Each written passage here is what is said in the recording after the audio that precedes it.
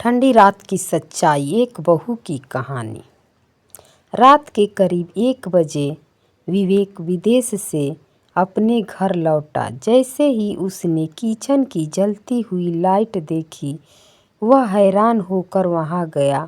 अंदर जाकर देखा तो ममता ठिठुरती ठंड में ठंडे पानी से किचन साफ कर रही थी। उसकी उंगलियां जम चुकी थी और पूरा शरीर कांप रहा था।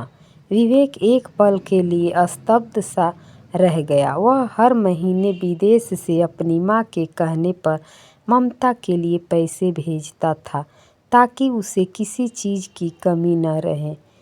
लेकिन आज ममता की हालत देखकर उसके दिल पर जैसे चोट लगी। उसे याद आया कि यह शादी उसकी पसंद की नहीं थी, जबरदस्ती ही सही, पर ममता अब उसकी पत्नी थी, उसकी जिम्मेदारी थी। वह उसके पास गया ही था कि ठंड और थकान से ममता अचानक बेहोश होकर गिर पड़ी। विवेक ने बिना देर किए उसे अपनी बाहों में उठाया और अपने कमरे की ओर भागा। कमरे में पहुंचकर वह उसके भीगे और ठंडे कपड़े बदलने लगा। वह उसे देखता जा रहा था, कैसे यह लड़की चुपचाप सब सहती रही और उसे कभी बताया भी नहीं कि वह किस दर्द से गुजर रही है। विवेक के मन में पछतावा, चिंता और दर्द तीनों एक साथ उमड़ आए। ममता को होश में लाने के लिए विवेक ने हीटर चलाया, उसके हाथ पैर गर्म पानी में डाले और माथे पर हल्का सा दबाव दिया। कुछ देर बाद ममता की पलकें हिली, वह घबराकर उठने लगी, पर विवेक ने धीरे से उसका हाथ थाम लिया। आराम करो ममता, तुम बहुत थक चुकी हो। उसकी आवाज़ में पहली बार नरमाहट थी। ममता उसकी ओर देखकर फिर से झुक गई। मैं ठीक हूँ, बस काम रह गया था। विवेक का दिल जैसे भर आया। काम से ज़्यादा ज़रूरी तुम हो। ये सब किस लिए कर रही थी इतने ठंडे पानी में? माँ ने कुछ कहा क्या? ममता चुप हो गई। उसकी आंखों के कोने गीले हो उठे। कुछ पल बाद धीमे स्वर में बोली, मैं आपकी माँ को कभी दुख देना नहीं चाहती। वो कहती हैं कि बहू को सुबह सुबह सब काम निपटा लेना चाहिए, इसलिए आज देर हो गई तो उन्होंने डांटा। बस उसी डर से जल्दी जल्दी सब करने लगी। विवेक ने माथे पर हाथ रख लिया। उसे पहली बार समझ आया कि पैसे भेजना काफ़ी नहीं था। उसकी पत्नी यहाँ अकेली सब सहती रही।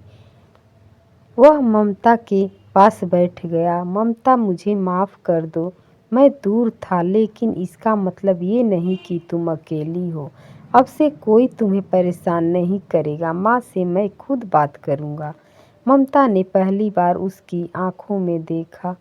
वहाँ दूरी नहीं, अपनापन था। विवेक ने उसका हाथ पकड़ा। तुम मेरी पत्नी हो, मेरे जीवन का हिस्सा। अब से मैं तुम्हारा साथ दूंगा हर बात में। ममता की आंखों से आंसू बह निकले।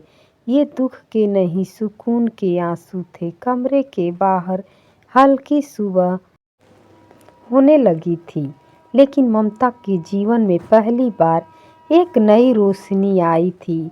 अगली सुबह विवेक जल्दी उठ गया। रात भर उसके मन में सिर्फ एक ही बात घूमती रही, ममता की हालत और माँ का कठोर व्यवहार।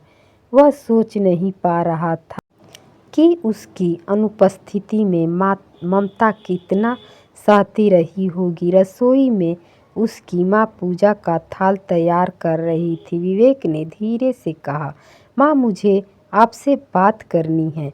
माँ ने चौंक कर उसे देखा। कहो बेटा, सब ठीक तो हैं? ममता ने कुछ कहा क्या? विवेक की आंखें गंभीर थी। माँ, ममता कुछ कहती ही कहाँ है, पर मैंने उसकी हालत रात में देखी। वह ठंडे पानी से देर रात तक काम कर रही थी, वो भी कांपते हुए। माँ ने भौहें चढ़ाई। तो क्या हुआ? बहू का काम ही तो है हमारे समय में तो।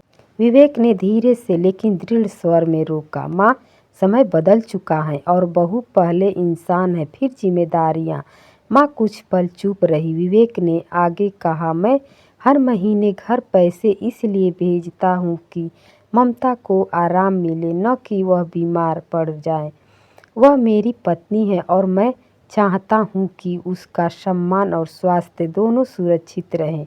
माँ की आंखों में अप्रत्याशित नरमी आई। बेटा, मुझे लगा था कि सख्ती करने से वह घर के काम अच्छे से सीख जाएगी, लेकिन शायद मैं ज़्यादा ही कठोर हो गई। विवेक पास आया। गलती किसी से भी हो सकती है माँ, लेकिन अब हमें मिलकर उसे खुश रखना है। तभी दरवाजे की आहट आई। ममता चाय लेकर खड़ी थी। उसके हाथ हल्के से कांप रहे थे। शायद दोनों की बात सुन ली थी। माँ ने उसकी ओर देखा और पहली बार आवाज़ में अपनापन था। ममता बेटा, आज से तुम इतना काम मत किया करो। अपनी सेहत सबसे पहले है, बाकी काम मिलकर बांट लेंगे। ममता की आंखों में फिर वहीं आंसू आ गए, लेकिन इस बार ये सम्मान और राहत के आंसू थे। विवेक ने उसकी तरफ हल्की मुस्कान से देखा, जैसे कह रहा हो, अब मैं हूं ना, तुम कभी अकेली नहीं हो। घर का माहौल वर्षों बाद इतना शांत और सुखद महसूस हो रहा था और ममता के जीवन में एक नई शुरुआत होने जा रही थी, जहां वह केवल बहू नहीं, परिवार की बेटी थी। आपको कहानी पसंद आई हो तो वीडियो को लाइक करें, शेयर करें और कमेंट में बताएं कि आपको कैसा लगा। आपके कमेंट से मुझे प्रोत्साहन मिलता है और चैनल को सब्सक्राइब करें। नई कहानियाँ पाने के लिए धन्यवाद दोस्तों।